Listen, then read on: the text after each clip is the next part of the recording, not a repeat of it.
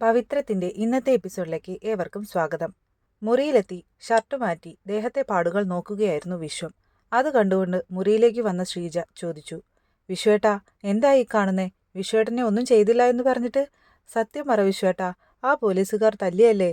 വിശ്വം പറഞ്ഞു, എന്റെയും അച്ഛൻ്റെയും മുന്നിൽ വച്ചാ വിനായകരെ അയാൾ തല്ലിയത്. അത് അച്ഛന് വലിയ വിഷമമായി. സങ്കടം കൊണ്ട് അച്ഛൻ നെഞ്ചുവേദന വരെ വന്നു. എന്നെ മാറ്റി നിർത്തിയാ ചോദിച്ചത്. അതുകൊണ്ട് തന്നെ എന്നെ തല്ലുന്നത് അച്ഛൻ കണ്ടില്ല. പിന്നെ പുറത്തു വന്നപ്പോൾ എന്നെ തല്ലിയില്ലാന്ന് ഞാൻ അച്ഛനോട് കള്ളം പറഞ്ഞു. ഇവിടെ വന്നപ്പോൾ വിനായകൻ ചൂട് പിടിക്കുന്നതും മരുന്ന് വെക്കുന്നതും ഒക്കെ കണ്ടപ്പോൾ ഞാനൊന്നുമില്ല എന്ന് പറഞ്ഞത്. അതുകൊണ്ടാ. വെറുതെ അവരെ കൂടി സങ്കടപ്പെടുത്തുന്നത് എന്തിനാ? ശ്രീജ വിശ്വത്തിനെ കെട്ടിപ്പിടിച്ചു കരഞ്ഞു. നന്ദിനി വിനായകനോട് ചോദിച്ചു, നിങ്ങളുടെ അച്ഛൻ എന്നെ വിളിച്ചത് കേട്ടോ, ക്ഷുദ്രജീവിയെന്ന്? നിങ്ങളുടെ അച്ഛൻ ഒരു ഗുണ്ടയായി മാറിയോ എന്ന് എനിക്കൊരു സംശയം. ഇത്രയധികം തല്ല് നിങ്ങൾക്ക് കിട്ടാൻ കാരണം അവൻ ഒറ്റൊരുത്തനല്ലേ? എന്നിട്ട് തല്ല് വാങ്ങിയ നിങ്ങളെക്കാൾ ഒളിവിലിരിക്കുന്ന അവനോടാണല്ലോ നിങ്ങളുടെ അച്ഛനിപ്പോൾ കൂറ്. ഇനി അവനെങ്ങാനും തിരിച്ചു വന്നാൽ അവർ രണ്ടുപേരും കൂടിയാണോ കൊട്ടേഷൻ എടുക്കാൻ പോകുന്നത് എന്നെനിക്കൊന്നറിയണം. നന്ദിനി പറയുന്നത് കേട്ട് വിനായകൻ പറഞ്ഞു, നന്ദിനി, ഒരിക്കൽ ഈ വീട്ടിൽ നിന്ന് ഇറക്കി വിട്ടതാ നമ്മളെ. കരഞ്ഞ് കാല് പിടിച്ചിട്ടാ തിരിച്ചു കയറിയത്. നീയായിട്ട് ആ അവസ്ഥയിലേക്ക് വീണ്ടും കൊണ്ടെത്തിക്കരുത് പ്ലീസ്. നിങ്ങളോട് ഒന്നും പറഞ്ഞിട്ട് കാര്യമില്ല. പറയേണ്ടത് ആരോടാണെന്ന് എനിക്കറിയാം. നന്ദിനി ഉടനെ വേദയെ വിളിച്ചു. നീയും നിന്റെ ഗുണ്ടാ ഭർത്താവും കൂടി കാണിച്ചു കൂട്ടുന്ന കാര്യങ്ങൾക്കൊക്കെ അനുഭവിക്കുന്നത് ഞാനും എൻ്റെ ഭർത്താവും ഈ കുടുംബക്കാരും ഒക്കെയാ. നീ വിക്രത്തെ കൊണ്ട് ആ വരുണിനെ കൊല്ലിച്ചത് നിന്റെ അനിയത്തിയെ രക്ഷിക്കാൻ വേണ്ടിയല്ലേടി? എല്ലാം എനിക്കറിയാം. നീയും വിക്രവും കൂടി നിന്റെ അനിയത്തിയെ പിന്തിരിപ്പിക്കാൻ നോക്കിയതും അവൾ പറ്റില്ല എന്ന് പറഞ്ഞ് ആ ബന്ധത്തിൽ ഉറച്ചു നിന്നതും ഒക്കെ എനിക്കറിയാം. വരുണിനെ പോലുള്ള ഒരുത്തനിൽ നിന്ന് അനിയത്തി രക്ഷിക്കാൻ നീ നിന്റെ ഗുണ്ടാ ഭർത്താവിന് കൊട്ടേഷൻ കൊടുത്തു. അവനത് ഭംഗിയായിട്ട് ചെയ്ത് ഒളിവിലും പോയി. ഇപ്പോ വിക്രം എവിടെയാണെന്ന് ചോദിച്ച് പോലീസ് ഈ വീട്ടിലാ കയറിയിറങ്ങുന്നത്. ഇന്ന് അച്ഛനെയും അവന്റെ ചേട്ടന്മാരെയും സ്റ്റേഷനിൽ വിളിപ്പിച്ചിരുന്നു. ചോദ്യം ചെയ്യുന്നതിനിടയിൽ SI കൈത്തരിപ്പ് തീർത്തത് വിനയേട്ടന്റെ ദേഹത്താ. അച്ഛന് ശരീരത്തിനൊന്നും പറ്റിയില്ല. പക്ഷേ ഇപ്പോൾ ഈ ധർമ്മവും നീതിയും ഒക്കെ ഉപേക്ഷിച്ച് കൊട്ടേഷൻ പണിക്കിറക്കുന്ന മട്ടായിട്ടുണ്ട്. ഞാൻ ദർശനെ കൊണ്ട് വിളിപ്പിച്ചിരുന്നു നന്ദിനിയേട്ടത്തി. പക്ഷേ അവർ ദേഹോപദ്രവം ഏൽപ്പിക്കും എന്ന് കരുതിയില്ല. വേദ പറഞ്ഞു, നീ വക്കീലിനോടോ നിന്റെ അച്ഛൻ ജഡ്ജിയോടോ ഏത് കൊമ്പത്തെ ആളോട് പറഞ്ഞിട്ടാണെങ്കിലും ഇത് നിർത്തിത്തരണം. ഇനി മേലിൽ എൻ്റെ ഭർത്താവ് ഇതിൻ്റെ പേരിൽ ഒരടി കൊള്ളരുത്, നന്ദിനി പറഞ്ഞു. വേദ ഉടനെ ഇഷിതയെ വിളിച്ച് വിക്രമിനോട് സംസാരിക്കണം എന്ന് പറഞ്ഞു. വേദ വിക്രമിനോട് ചോദിച്ചു, റെഡിയായോ? 12 മണി കഴിയുമ്പോൾ എത്തിയാൽ മതി.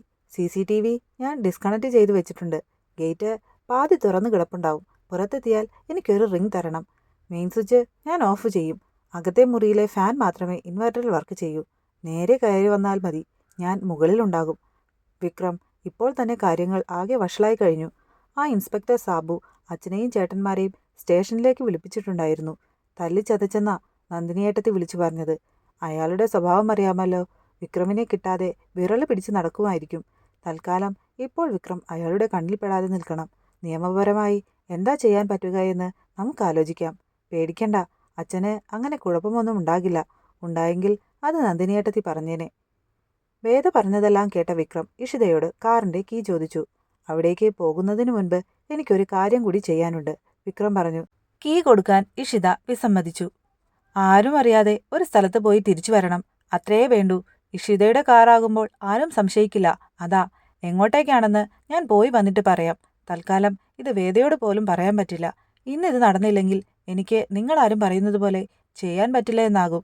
അത്രയ്ക്ക് അത്യാവശ്യമായതുകൊണ്ടാ, വിക്രം പറഞ്ഞു. കീ തരുന്നതുകൊണ്ട് കുഴപ്പമുണ്ടായിട്ടല്ല, പക്ഷേ ഇനിയും കുഴപ്പങ്ങളിൽ ചെന്ന് ചാടരുത്, ഇഷിത പറഞ്ഞു. ഇനി കുഴപ്പങ്ങൾ ഉണ്ടാകാതിരിക്കാനാണ് ഞാൻ ഈ പറയുന്നത്. ഇന്ന് ഞാനിത് ചെയ്തില്ലെങ്കിൽ നാളെ മുതൽ എല്ലാവർക്കും പ്രശ്നമാകും. ഒരുപക്ഷെ ഇഷിതയ്ക്ക് വരെ. പ്ലീസ് 1 മണിക്കൂർ നേരത്തേക്ക് എനിക്ക് വണ്ടി ഒന്ന് താ, വിക്രം പറഞ്ഞു. ഇഷിത കീ വിക്രമിന് കൊടുത്തു. ഇതേ സമയം സാബുവും ചന്ദ്രശേഖരനും കൂടിക്കാഴ്ച നടത്തുകയാണ്. നന്നായി സാബു, അവനല്ലേ പിടിതരാതിരിക്കുന്നുള്ളൂ. അവനുള്ളത് അവൻ്റെ കുടുംബത്തിനെങ്കിലും കിട്ടട്ടെ. അവൻ പിടിതരാതെ ഒളിച്ചിരിക്കുന്നുണ്ടെങ്കിലും കാര്യങ്ങളൊക്കെ അറിയുന്നുണ്ടാകും. ഇങ്ങനെയുള്ള വാർത്തകൾ ഇടയ്ക്കിടയ്ക്ക് അവൻ്റെ ചെവിയിലെത്തണം. ഇനി സാബുവിൻ്റെ ഉത്തരവാദിത്വം അതാണ്, ചന്ദ്രശേഖരൻ പറഞ്ഞു. സംഗതി അത്ര എളുപ്പമൊന്നുമല്ല. അവര് പരാതിയുമായി പോയാൽ എൻ്റെ തൊപ്പി തെറിക്കും, സാബു പറഞ്ഞു. ഒരു പരാതിക്കും അവർ പോകില്ല. താൻ ആ വീട്ടിലെ ആണുങ്ങളെ സ്റ്റേഷനിലേക്ക് വിളിപ്പിച്ച് വേണ്ടത് കൊടുക്കുമ്പോൾ ഞങ്ങൾ ഇടയ്ക്കിടയ്ക്ക് വാസവന്റെ ആളുകളെ ആ വീട്ടിലേക്ക് പറഞ്ഞയച്ചോളാം.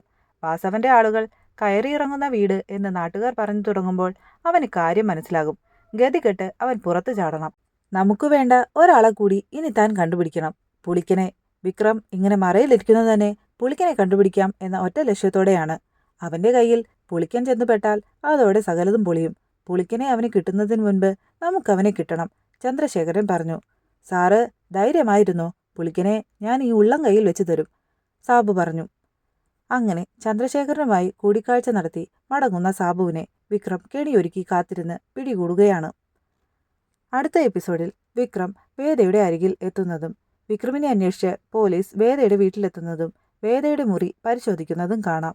കൂടാതെ വിക്രമും വേദയും ഒരുമിച്ചുള്ള കുറേ നല്ല നിമിഷങ്ങളും കാണിക്കുന്നുണ്ട്.